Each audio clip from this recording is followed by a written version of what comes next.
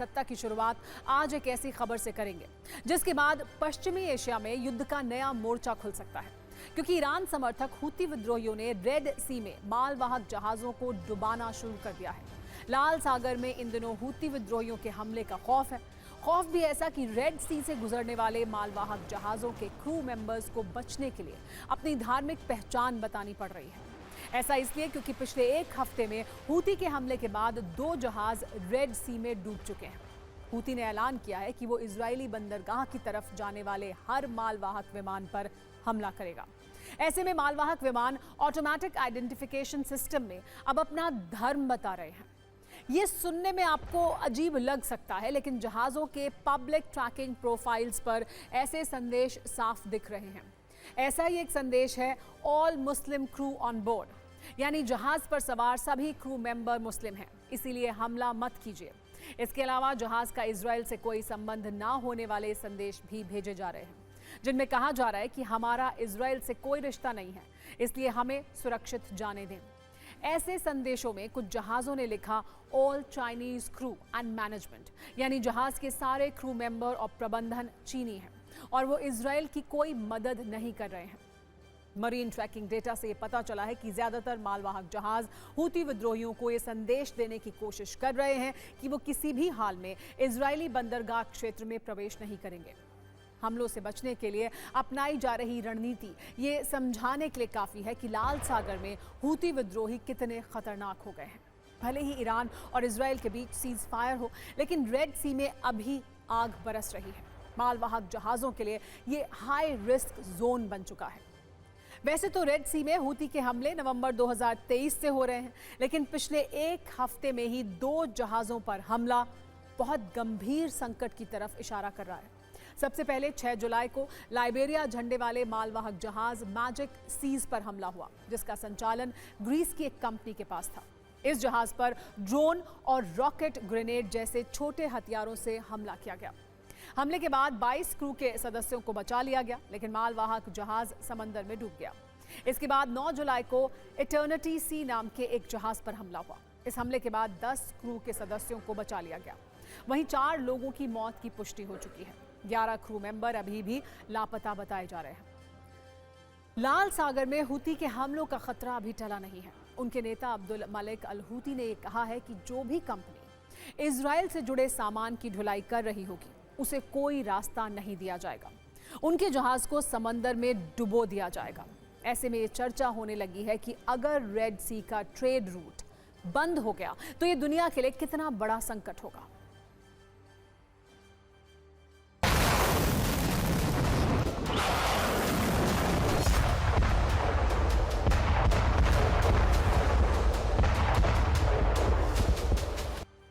Houthi संगठन की यही धमकी मालवाहक जहाजों को उनकी असली पहचान छिपाने के लिए मजबूर कर रही है। हालांकि रक्षा सूत्रों का कहना है कि पहचान छिपाने वाली ये रणनीति ज्यादा कारगर साबित नहीं होगी, क्योंकि रेड सी में हूती की इंटेलिजेंस तैयारी बहुत पुख्ता होती है। ऐसी जानकारी उनके पास है कि जिन 2 जहाजों को इस हफ्ते डुबोया गया है, उन दोनों जहाजों के पिछले 1 साल में इजरायली बंदरगाहों पर रुकने का रिकॉर्ड मिला है। ऐसे में अब रेड सी शिपिंग कंपनियों के लिए बड़ा खतरा बन गया है और यह खतरा दुनिया के लिए अब आर्थिक संकट को बढ़ा सकता है। दरअसल रेड सी एशिया से यूरोप का सबसे छोटा समुद्री रास्ता है। दुनिया के कुल समुद्री व्यापार का करीब 15% लाल सागर के रास्ते से ही होकर गुजरता है। अनुमान के मुताबिक हर वर्ष करीब $1 ट्रिलियन का व्यापार इस रास्ते से होता है। अरब देशों से दुनिया के बाकी हिस्सों में तेल सप्लाई के लिए यह सबसे अहम रूट है। एशिया और यूरोप का तो करीब 40% व्यापार इसी रास्ते से होता है। ऐसे में अगर ये ट्रेड रूट बंद हो गया तो परिवहन लागत 5 गुना बढ़ सकती है। इससे आप ये समझ सकते हैं कि लाल सागर सबसे व्यस्त समुद्री मार्ग में से एक है, जो यूरोप को अरब देशों से जोड़ता है, भारत को भी यूरोप से जोड़ता है, जिसमें जहाज स्वेज नहर के जरिए लाल सागर में दाखिल होते हैं। लाल सागर में बाब अल मंदाब स्ट्रेट 32 किलोमीटर का एक तंग इलाका है, जहां हूती सबसे ज्यादा हमले कर रहा है। वहां से होर्मुज स्ट्रेट से गुजरते हुए फारस की खाड़ी से यूरोप तक पहुंचते हैं। इस रूट पर यूरोप तक पहुंचने में 10 से 13 दिन लगते हैं। अगर लाल सागर रूट बंद हुआ तो जहाजों को हिंद महासागर के पास केप ऑफ गुड होप से अफ्रीका की तरफ बढ़ना होगा। यहां से एक लंबा चक्कर लगाते हुए जहाज यूरोप पहुंचेंगे। ऐसे में यह सफर 20 से 23 दिन का हो जाएगा और समुद्री मार्ग में जहाजों को करीब 8000 किलोमीटर का ज्यादा सफर करना होगा। इतने अहम समुद्री रूट पर हूती विद्रोहियों के हमले से इजरायल बहुत गुस्से में है। हूती के खिलाफ इजरायल का ऑपरेशन ब्लैक फ्लैग लगातार जारी है, जिसमें यमन में हूती के ठिकानों को निशाना बनाया जा रहा है। जल्द ही हूती और इजरायल में बड़ा टकराव भी संभव है।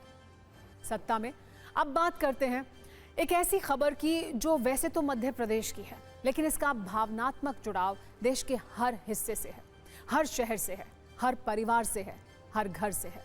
क्योंकि देश का हर नागरिक ये चाहता है कि उसके शहर की सड़कें अच्छी हों।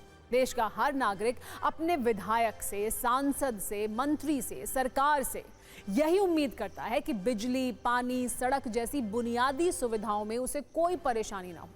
लेकिन सरकारें जनता की इन उम्मीदों को कितनी गंभीरता से लेती हैं और जमीन पर सरकारी वादों का क्या हाल है, इसकी कहानी आज हम आपको मध्य प्रदेश से आए एक वीडियो से बता रहे हैं। जर्जर सड़क का ये वीडियो लगातार हम आपको दिखा भी रहे हैं ताकि आप ये समझ सकें कि कैसे मध्य प्रदेश के सीधी में सड़क वाली समस्या का पानी अब सिर से ऊपर हो गया है। जनता का आक्रोश और नाराजगी अब वीडियो के जरिए भी देखिए, रील के जरिए, सोशल मीडिया के जरिए पूरे देश के सामने आ रही है। ये मध्य प्रदेश की सोशल मीडिया इन्फ्लुएंसर लीला साहू हैं। इनके कई वीडियो आप तक पहुंचे होंगे। ये कई बार सड़क को लेकर एक वीडियो बना चुकी हैं, सरकार से शिकायत कर चुकी हैं, लेकिन हाल ही का ये वीडियो ज्यादा वायरल हो रहा है क्योंकि इस वीडियो वाली शिकायत पर जब आप सीधी के सांसद महोदय का जवाब सुनेंगे तो आपको हंसी आएगी। ये भी हो सकता है कि आपको गुस्सा आए, इसलिए ध्यान से पूरी खबर को आप देखिए और ये जानिए कि प्रतिनिधियों को आप वोट देकर इसलिए चुनते हैं ताकि वो संसद में आपकी समस्याओं को मजबूती के साथ रख सकें, आपकी समस्या का समाधान कर सकें। आपकी समस्याओं पर ये प्रतिनिधि कितने गंभीर हैं, आज ये भी आप जान ही जाएंगे। तो बारी बारी से आपको पूरी कहानी को आइए बताते हैं। पहले सोशल मीडिया इन्फ्लुएंसर लीला साहू की शिकायत वाले वीडियो को देखिए। अपने गांव के विकास के लिए 1 साल से मात्र 10 किलोमीटर सड़क की मांग कर रही हूं, तो आपके सिस्टम में बैठे हुए नेता और मंत्री क्यों नहीं बनवा रहे हैं? हमारे गांव में 6 महिलाएं प्रेग्नेंट अवस्था में हैं, उनके लिए एम्बुलेंस तक नहीं आ सकती है। हम लोगों को डोली खटोली से हॉस्पिटल ले जाना पड़ेगा। मैं पूछना चाहती हूँ सरकार के हर एक नेता से कि क्या ऐसे ही करोगी लाडली बहनों का सम्मान? सुना आपने इनको। मध्य प्रदेश के सीधी जिले में एक सड़क है जो बदहाल स्थिति में है। ये महिला गर्भवती हैं, डिलीवरी से पहले सड़क बनाने की मांग कर रही हैं ताकि एम्बुलेंस उनके घर तक पहुंच सके। बड़े बड़े मंत्रियों को टैग करते हुए ये पूछा है कि क्या 10 किलोमीटर की सड़क नहीं बनवा सकते हैं। लीला साहू के इस वीडियो पर बीजेपी के सांसद राजेश मिश्रा ने विवादित बयान दिया है, या फिर ये कहें कि संवेदनहीन बयान दिया है तो भी गलत नहीं होगा। उन्होंने ये कहा है कि हमें डिलीवरी की डेट बता दें, उन्हें उठवा लेंगे। आप सुनिए। डिलीवरी का ईटीडी होता है, एक्सपेक्टेड डेट होती है, उसके हम 1 हफ्ते पहले उठवा लेंगे। डिलीवरी का ईटीडी होता है, एक्सपेक्टेड डेट होती है, उसके हम 1 हफ्ते पहले उठवा लेंगे। आपको बता दें कि लीला साहू पहले भी इस मुद्दे को कई बार सोशल मीडिया के जरिए उठाकर देश का ध्यान अपनी ओर खींच चुकी हैं। लीला साहू के सभी सोशल मीडिया प्लेटफॉर्म पर 1 लाख से ज्यादा फॉलोअर्स हैं। ये वही मध्य प्रदेश है जहां के पीडब्ल्यूडी मंत्री ने हाल ही में ये कहा था कि सड़क है तो गड्ढे भी होंगे ही। अब सांसद गर्भवती महिला को ये कह रहे हैं कि डिलीवरी डेट बताओ, 1 हफ्ता पहले उठा लेंगे। ऐसे बयानों पर अब विपक्ष सरकार पर सवाल उठा रहा है और सड़कों की खराब स्थिति पर सरकार के लिए जवाब देना मुश्किल हो गया है।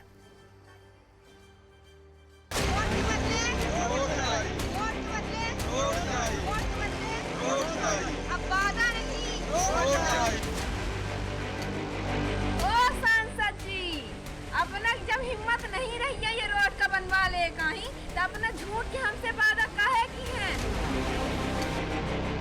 एक गर्भवती बहन ने जब आवाज़ दी कि जिम्मेदार लोगों आओ ये सड़क बना, तो सांसद का बयान अपमानित करने जैसा है, अहंकार से भरा हुआ है। उस बहन को तारीख दी जा रही कि आपकी डिलीवरी की तारीख दो, हम आपके घर से आपको हॉस्पिटल भेजेंगे, पर सड़क नहीं बनाई। दुर्भाग्य है कि आज भी यहाँ की सड़क जिस हालत में है, ये कहीं न कहीं भारतीय जनता पार्टी की सरकार की लापरवाही की वजह से ऐसी स्थिति है, जिसकी प्रताड़ना यहाँ के लोग भुगत रहे हैं। इतनी बड़ी खाई रही, गाड़ी पलटे से बच गई। पब्लिक परेशान हो रही, मोटरसाइकिल नहीं निकल सका, पैदल आदमी नहीं निकल सका।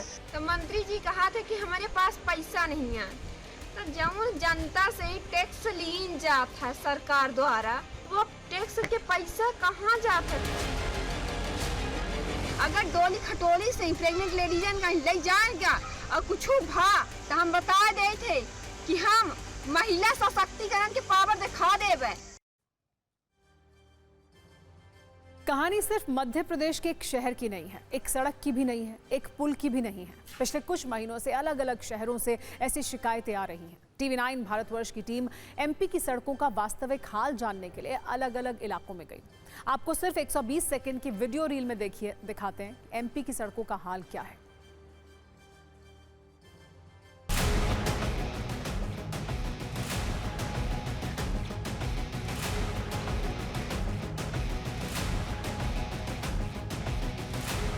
एक समय मध्य प्रदेश के पूर्व मुख्यमंत्री और वर्तमान केंद्रीय मंत्री शिवराज सिंह चौहान मध्य प्रदेश की सड़कों की तुलना अमेरिका से किया करते थे। जो तस्वीरें आप देख रहे हैं ये राजधानी भोपाल की तस्वीरें हैं और इनका हाल बेहाल है। हाल ही में इन सड़कों को लेकर जो चर्चाएं चल रही थी, जो सवाल PWD मंत्री राकेश सिंह से किया गया, जवाब में उन्होंने कहा कि ऐसी कोई सड़क नहीं है जहां पर गड्ढे नहीं हो सकते। और यहां पर अगर आप मेरे चारों तरफ देखेंगे तो आपको सिर्फ और सिर्फ इन सड़कों पर गड्ढे ही नजर आएंगे। सड़क कहां है ये समझ में नहीं आता। सर बहुत परेशानी होती है, पूरी गाड़ी तिरछी हो जाती है, गिरने का डर रहता है, गाड़ी पलटने का डर रहता है। गाड़ी पलटी खा रही सर, ये हाल है भोपाल के अपने। बहुत ज़्यादा रोड खराब है सर, MP की हालत बहुत खराब है। जब तक सड़कें रहेंगी तब तक गड्ढे होते रहेंगे। तो मुझे ध्यान में नहीं आता कि दुनिया में कोई ऐसी सड़क भी है कि जिसपे गड्ढा होता ही नहीं। एक महिला ने सड़क को लेकर गुहार लगाई और उसको लेकर आप बयानबाजी देखिए। वहां के सांसद से जब सवाल किया गया तो उन्होंने कहा कि अगर वो गर्भवती है, जब भी बच्चा होने वाला होगा उससे 1 हफ्ते पहले उसको उठवा लेंगे। तो इस तरह की भाषा का इस्तेमाल भी उस महिला को लेकर किया गया है। हालांकि विपक्ष भी सड़कों को लेकर लगातार सरकार को घेर रहा है, मगर PWD मंत्री ये बात कहकर स्पष्ट कर चुके हैं कि ऐसी कोई दुनिया में सड़क नहीं है जिस पर गड्ढे नहीं है। सड़क है तो गड्ढे भी होंगे। आपको अब मध्य प्रदेश के रीवा के एयरपोर्ट का वीडियो भी दिखाते हैं, जो थोड़ी बारिश में सरेंडर कर चुका है। एयरपोर्ट की बाउंड्री का कुछ हिस्सा मॉनसून की बारिश में गिर गया। एयरपोर्ट के निर्माण में करीब 500 करोड़ रुपए खर्च किए गए थे। आपको बता दें 15 फरवरी 2023 को शिलान्यास के बाद एयरपोर्ट लगभग 1.5 साल में बनकर तैयार हुआ था। भोपाल, जबलपुर, खजुराहो, इंदौर और ग्वालियर के लिए रीवा का यह एयरपोर्ट MP का 6वां एयरपोर्ट है। लगातार गिरते पुल, गलत डिजाइन के बाद मध्य प्रदेश की सरकार बैकफुट पर है। अब प्रदेश के हर पुल की जांच होगी। सरकार ने रिपोर्ट मांगी है, इसको लेकर विशेषज्ञ समिति बनाई गई है। मतलब ये कि सड़क और पुलों की बुरी स्थिति के बाद अब सरकार एक्शन मोड में है। घटिया डिजाइन और अधूरी निर्माण प्रक्रियाओं को लेकर लोक निर्माण विभाग ने पूरे प्रदेश के पुलों की व्यापक जांच के आदेश दे दिए हैं। हर जिले से रिपोर्ट मांगी गई है और जांच के लिए विशेषज्ञों की एक समिति भी गठित की जा रही है। भोपाल के 90 डिग्री के तीखे मोड़ वाला पुल याद है ना आपको? इसको लेकर पहले ही पूरी व्यवस्था सोशल मीडिया पर ट्रोल हो चुकी है। एक्सीडेंटल जोन बनने की आशंका के चलते ये सवालों के घेरे में है। इंदौर का Z आकार वाला ब्रिज भी 2-2 90 डिग्री के मोड़ जिसमें है। ट्रैफिक सेफ्टी को लेकर यहाँ लोग गुस्से में हैं। पुराने और जर्जर पुलों ने सरकार की चिंता बहुत ज्यादा बढ़ा दी है। आपको बता दें कि मध्य प्रदेश में 100 से ज्यादा ब्रिज अंग्रेजों के समय के हैं, जो अब कमजोर हो चुके हैं। राज्य में कुल 1600 से ज्यादा निर्माणाधीन और निर्मित पुल और पुलिया भी मौजूद हैं। 17 जिलों में स्वीकृत नए 9 पुल हैं। 105 नए ओवरब्रिज बनने वाले हैं। सत्ता में अब हम बात करने वाले हैं उस विमान हादसे की जिसमें 260 लोगों की मौत हो गई थी। 12 जून को अहमदाबाद एयरपोर्ट से एयर इंडिया के एक विमान AI-171 ने टेक ऑफ किया था, लेकिन इसके कुछ ही सेकंड के बाद ये विमान एयरपोर्ट के पास एक हॉस्पिटल पर जा गिरा। अब इस हादसे की जांच रिपोर्ट आई है। 15 पन्नों की शुरुआती जांच रिपोर्ट में ये तो बताया गया है कि क्या हुआ, लेकिन क्यों हुआ वाला सवाल अभी भी बाकी है। इस रिपोर्ट में दावा यह किया गया है कि टेक ऑफ के कुछ ही सेकंड के बाद बोइंग 787 ड्रीमलाइनर के फ्यूल कंट्रोल स्विच अचानक कट ऑफ पोजीशन में चले गए, यानी बंद हो गए। फ्यूल स्विच ऑफ होने से इंजन में फ्यूल की सप्लाई बंद हो गई। इंजन में फ्यूल में सप्लाई बंद होने से इंजन ने काम करना बंद कर दिया, जिसके बाद यह हादसा हुआ। जांच रिपोर्ट में फ्यूल स्विच को लेकर दोनों पायलटों के बीच हुई बातचीत के एक हिस्से का भी जिक्र है, जिसमें 1:38:42 पर एक पायलट अपने सहयोगी पायलट से कहता है कि तुमने फ्यूल सप्लाई क्यों बंद की। इस पर दूसरा पायलट जवाब देता है, मैंने बंद नहीं की। इसके बाद 26वें सेकंड में विमान का पायलट मेडे मेडे मेडे का कॉल देता है और फिर विमान अहमदाबाद के एक अस्पताल पर गिर जाता है। इस शुरुआती जांच रिपोर्ट में विमान हादसे से ठीक पहले क्या हुआ ये तो क्लियर है, लेकिन ये क्यों हुआ इसका जवाब मिलना अभी बाकी है। केंद्रीय नागरिक उड्डयन मंत्री राममोहन नायडू ने यह भी कहा है कि प्रारंभिक रिपोर्ट की जांच की जा रही है, लेकिन हादसे की वजह फाइनल रिपोर्ट में ही साफ होगी। एक बार सुनिए उन्होंने क्या कहा।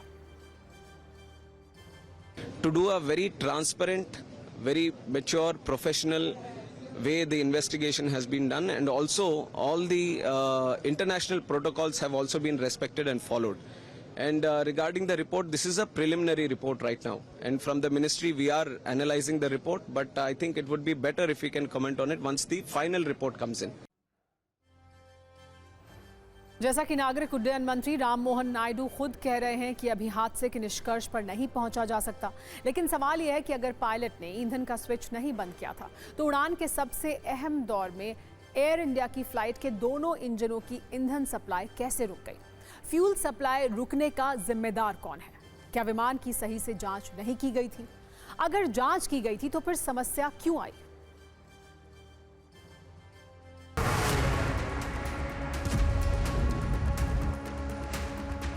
अभी तक की जो रिपोर्ट में हम पढ़ने को आ रहे हैं कि ये बिल्कुल मैन्युफैक्चरिंग डिफेक्ट है फ्यूल पंप का, जो कि 787 में बड़ा सीरियस डिफेक्ट है। इसका जिम्मेदार जो फ्यूल पंप है वो है और वो मैन्युफैक्चरर है। ये टाटा ने और एयर इंडिया ने तो बहुत कॉम्पनसेशन दे दी है, अब टाइम है कि बोइंग कॉम्पनसेशन दे, क्योंकि बोइंग का डिफेक्ट निकला है। कोई भी विमान, मैं ये नहीं कहता एयर इंडिया का, एयर इंडिया है, स्पाइस जेट है, इंडिगो है, या वर्ल्ड का कोई भी जहाज़ जो है, जब वो रुकता है तो उसकी हर चीज़ की चेकिंग होती है, हर नट एंड बोल्ट की चेकिंग होती है। एक क्वालिफाइड सर्टिफाइड इंजीनियर्स की टीम उसको चेक करती है, और जब वो गुड टू गो होता है तभी फ्लाइट क्लियरेंस मिलती है। समस्या क्योंकि मैन्युफैक्चरिंग डिफेक्ट निकला है इसमें, और इस डिफेक्ट की वजह से समस्या आई, वरना तो अभी ये प्लेन उड़ के आया था, दिल्ली से उड़ के आया था। फ्यूल पंप का जो डिफेक्ट है और इससे एकदम फ्यूल बंद हो जाता है इंजनों में, तो इंजन टेक ऑफ नहीं कर सकता। अब आपको एक तस्वीर दिखाते हैं। विमान में जिस फ्यूल स्विच के बंद होने का जिक्र जांच से जुड़ी प्रारंभिक जांच रिपोर्ट में हो रहा है, वो फ्यूल स्विच होता कैसा है? दोनों पायलट के बीच में लीवर हैंडल के नीचे आपको फ्यूल स्विच नजर आ रहा है। दोनों पायलट किसी फ्यूल स्विच को बंद करने की बात भी कह रहे हैं। पायलट की जो 2 सीटें होती हैं उसके बीच में, यहाँ पर बीच में थ्रॉटल क्वाड्रेंट नामक एक प्रणाली है। थ्रॉटल क्वाड्रेंट का मतलब जो इंजन को नियंत्रित करती है, तो जिसमें ये इसे हम थ्रॉटल कहते हैं। जैसे कि ये हम बोइंग 737-200 प्रकार के विमान में है, तो ये जो प्रणाली है ये इंजन के जो है वो स्पीड को बढ़ाती है, कम करती है, इंजन को फ्यूल को बढ़ाती है, कम करती है। नीचे की तरफ जो है वो that is a fuel cut off switch. अब ये मैं जैसे कि बताया कि हम बोइंग 737-200 में है, जो ड्रीम लाइनर है, जो विमान दुर्घटना जो क्रैश हुआ है, उसका जो शेप होता है उसमें जो ये फ्यूल कट ऑफ स्विच है उसका शेप थोड़ा सा अलग है। तो उसको ऑपरेट करने के लिए पहले स्विच को थोड़ा सा बाहर खींचना पड़ता है, फिर उसको जो है वो उसकी पोजीशन को चेंज करके फिर उसको रिलीज़ करना होता है। तो और फिर वो वहीं पर जो है वो रुक जाता है। जैसे कि ये कट ऑफ स्विच है, तो ये जो स्विच है वो ऊपर की तरफ होती है तो वो रन पोजीशन में होती है, आइडल पोजीशन पे होती है। जब वो नीचे की तरफ होती है तो वो कट ऑफ पोजीशन में होती है। ठीक है, तो वो जब कट ऑफ पोजीशन में होती है तो फ्यूल आना बंद हो जाता है, जब ऊपर की तरफ होती है तो वो फ्यूल सप्लाई चालू रहता है। विमान हादसे की जांच रिपोर्ट से पहले और उसके बाद ड्रीम लाइनर बोइंग 787 की बहुत चर्चा हुई। विमान की खासियत से लेकर कमियों तक पर बात हुई। इन्हीं चर्चाओं के बीच एक तथ्य ये भी है कि अमेरिका के संघीय उड्डयन प्रशासन यानी FAA ने 2018 में बोइंग 787 विमान में फ्यूल कंट्रोल स्विच लॉकिंग में खराबी को लेकर चेतावनी दी थी। अब जब इस विमान हादसे में फ्यूल कंट्रोल स्विच की चर्चा हो रही है तो इस वार्निंग की बात भी की जा रही है। वैसे अहमदाबाद विमान हादसे का संपूर्ण सच पूरी जांच के बाद ही पता चल पाएगा। लेकिन सत्ता में अब शुद्ध सियासी खबरों की बात करेंगे। फिलहाल बिहार देश की सियासी खबरों का केंद्र बना हुआ है। इसकी वजह यह है कि बिहार में इसी वर्ष विधानसभा के चुनाव होने वाले हैं। ऐसे में हर राजनीतिक दल ने पूरा फोकस मतदाताओं को लुभाने पर शिफ्ट कर दिया है। महिला आरक्षण और पेंशन बढ़ोतरी जैसे फैसलों के बाद अब नीतीश सरकार लोगों को फ्री बिजली वाला गिफ्ट दे सकती है। जानकारी के मुताबिक बिहार सरकार 100 यूनिट तक हर परिवार को मुफ्त बिजली देने की योजना लाने जा रही है। इसके लिए ऊर्जा विभाग की ओर से भेजे गए प्रस्ताव को वित्त विभाग ने मंजूरी दे दी है। अब जल्दी ही फ्री बिजली वाला ये प्रस्ताव कैबिनेट में लाया जाएगा, जिसके बाद बिहार में 100 यूनिट तक फ्री बिजली मिलने लगेगी। इस योजना को लेकर पहले वित्त विभाग की मंजूरी इसलिए ली गई है क्योंकि इस योजना का आर्थिक बोझ राज्य सरकार पर पड़ेगा। हालांकि अभी यह स्पष्ट नहीं है कि इस फ्री बिजली स्कीम की रूपरेखा क्या होगी। अब इस मुद्दे को लेकर सियासी बयानबाजी शुरू हो गई है।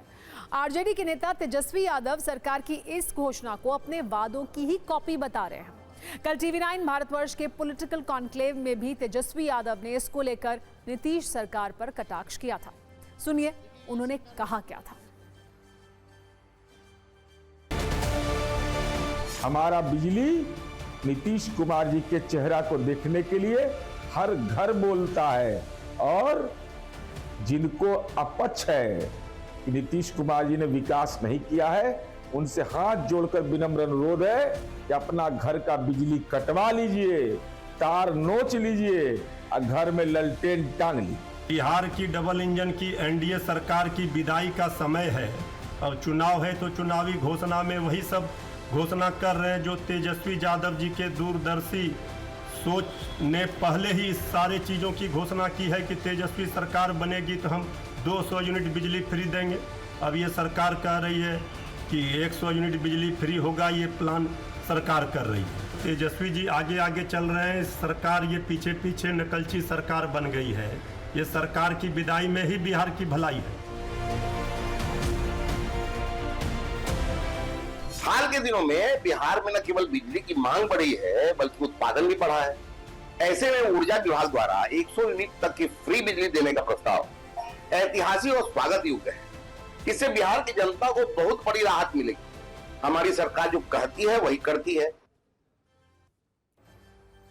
वैसे बिहार में एक मुद्दे पर आजकल बड़ी चर्चा है, वो है तेजस्वी यादव की शिक्षा का। कल TV9 भारतवर्ष के पॉलिटिकल कॉन्क्लेव सत्ता सम्मेलन में कई नेताओं ने तेजस्वी यादव की शिक्षा पर सवाल उठाए। इनमें सबसे मुखर सवाल जन स्वराज के संस्थापक प्रशांत किशोर के थे। तेजस्वी यादव के इन सवालों के जवाब भी दिए और दावा किया कि बिहार के विकास पर उनसे कोई भी बहस कर ले। तेजस्वी यादव 9वीं फेल है तो हम क्या कहें कि PhD किए हुए हैं।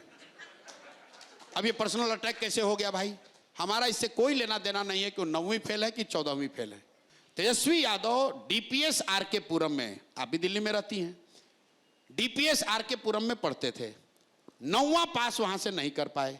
तेजस्वी यादव को मैं चुनौती दे रहा हूं भाई, यहां पर ट्यूशन कोचिंग जितने लोग हैं कर लो और मैट्रिक पास होकर दिखा दो। मैट्रिक पास होकर दिखा दो, मैं जनसुराज वापस ले लूंगा, आपको नेता मान लूंगा, आप ही का प्रचार करूंगा। मैट्रिक पास हो जाओ। चलिए ठीक। मैट्रिक पास ये आदमी नहीं हो सकता है भाई। लालू जी के परिवार में कोई नहीं हुआ। फेल कहते हैं, हम पास थे बल्कि। और I was a very good student. पढ़ाई में बहुत बढ़िया थे, लेकिन मेरा सचिन तेंदुलकर जी को देख करके एक पागलपन, एक जुनून आ गया कि हमको भी सचिन जैसा बनना है और देश को रिप्रेजेंट करना है। उसके बाद से मन ही नहीं लगा पढ़ाई में। मेरे काम के बारे में आज तक बोले हैं, वो आएंगे तो हम उनको पढ़ा देंगे कैसे काम होता है, सरकार कैसे चलाई जाती है। आज क्या कारण है कि इतने बड़े बड़े विद्वान पंडितों को भी 9वीं पास के बारे में कहना पड़ रहा है? बात है ना कि आप जब चुने हुए नेता की योग्यता इस आधार पे देखेंगे कि किसके पास कौन सी डिग्री है, तो लोकतंत्र में बड़ी दिक्कत हो जाए। लोकतंत्र में बड़ी दिक्कत हो जाएगी। फिर आपको ये तय करना पड़ेगा कि इस देश में चुनाव वही लड़ेगा जिसके पास पीएचडी की डिग्री होगी। अगर योग्यता लग जाएगा कि जिसके पास पीएचडी की डिग्री होगी वही चुनाव लड़ेगा, फिर तो जो है प्रशांत जी को भी पीएचडी करना पड़ेगा, क्योंकि पीएचडी तो वह भी नहीं है। किसके पास डिग्री है कि नहीं है, इस आधार पर नहीं तय होगा कि वो नेता होगा कि नहीं होगा। किसके अंदर लोगों को साथ लेकर चलने की क्षमता है, उसके आधार पर लोग अपने प्रतिनिधि का चुनाव करेंगे। पढ़े के तो हम 6वीं क्लास तक पढ़ल बनी और माध्यमा से मैट्रिक का परीक्षा दिया हूँ। As a actor, as a singer हम पढ़े लिखे नहीं हैं, बट मैं जिसको रखा हूँ काम के लिए वो तो पढ़ा लिखा है। विकास के लिए बहुत पढ़ाई की जरूरत नहीं है, विकास के लिए ये शुद्ध होना जरूरी है और यहाँ श्रद्धा होना जरूरी है। अगली खबर उत्तर प्रदेश के मिर्जापुर से है, जहां विंध्याचल धाम में दर्शन करने आई एक महिला श्रद्धालु का आपत्तिजनक वीडियो बनाने के मामले में राजनीति शुरू हो गई है।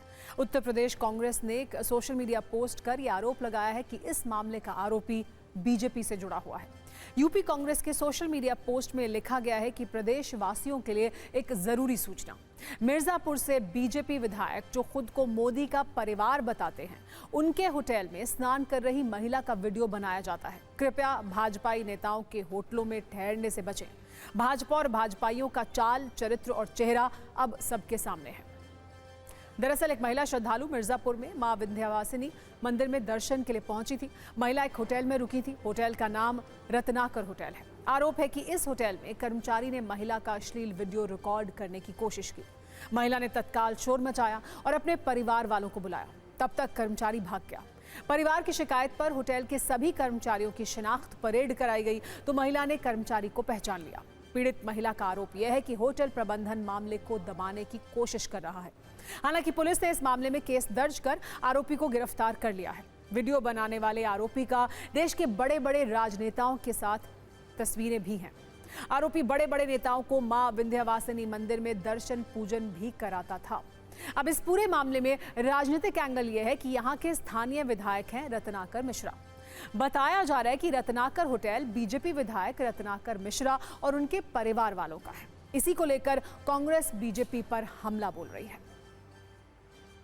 थाना विंध्याचल क्षेत्र के अंतर्गत एक होटल में गुरुजी तथा उनकी टीम के कुछ सदस्यों द्वारा रूम की बुकिंग की गई। इसी के क्रम में आज सुबह उनके ग्रुप की एक महिला सदस्य द्वारा अपने रूम का बाथरूम जब इस्तेमाल किया गया, उसी समय होटल के कर्मचारी द्वारा उसकी एक आपत्तिजनक फोटो बना ली गई। इसी के आधार पर तहरीर प्राप्त कर सुसंदर धाराओं में अभियोग पंजीकृत कर लिया गया है तथा अभियुक्त को गिरफ्तार कर आवश्यक विधिक कार्रवाई की गई।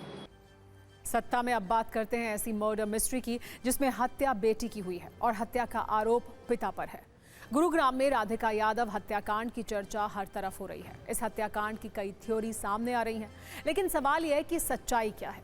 सवाल है कि एक पिता को अपनी बेटी की हत्या का कदम क्यों उठाना पड़ा, एक पिता को अपनी बेटी को गोली क्यों मारनी पड़ी। तमाम एंगल पर चर्चा करेंगे। पहले आज का आपको अपडेट दे दें।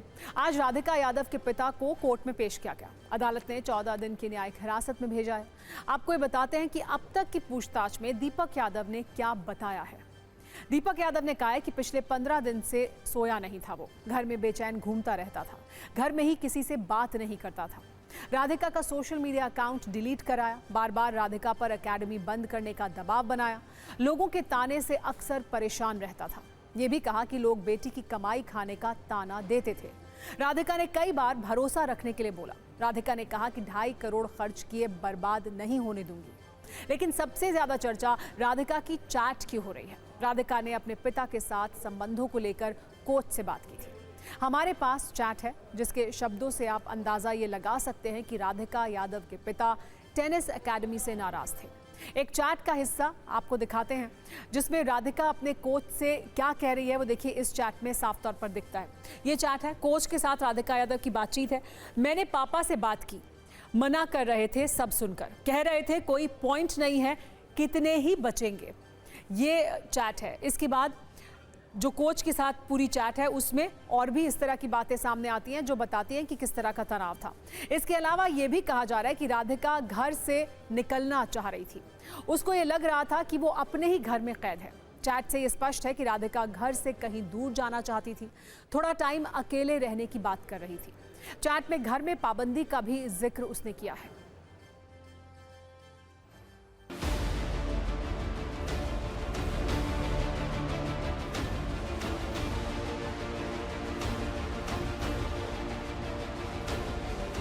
ये बच्ची के साथ जाता था, सुबह 5 बजे निकलता था और शाम को जब तक वो फ्री नहीं होती थी जब तक वो उसके साथ रहता था। मैं 3 दिन से पूछने लग रहा हूँ, पुलिस वालों ने भी पूछ लिया कि क्या कि बस हो गया, नहीं बताया कि आप मेरी ऐसी रिपोर्ट बना दो कि मेरे को फांसी हो गई। तो मैंने हमेशा उसके पापा को ही देखा है, उसके बाद मैंने कभी आज तक ना तो टूर्नामेंट में ना तो कहीं और, जैसे कि मैं खिलाने पसंद कर गया यहाँ कहीं भी जाऊँ, कभी भी ऐसे मुलाकात हुई और टेनिस खेल रहे हैं तो पापा के साथ ही थी। क्या वो खुश थे बेटी के टेनिस खेलने से? बिल्कुल, टेनिस खेलने से तो खुश थे, सपोर्ट करते थे, क्योंकि अगर खुश नहीं होंगे, सपोर्टिव नहीं होंगे तो कोई 12-14 साल तक अपने साथ बच्चे के साथ हर दिन ट्रैवल, जाना आना, अपना काम धाम छोड़ के कोई करेगा नहीं।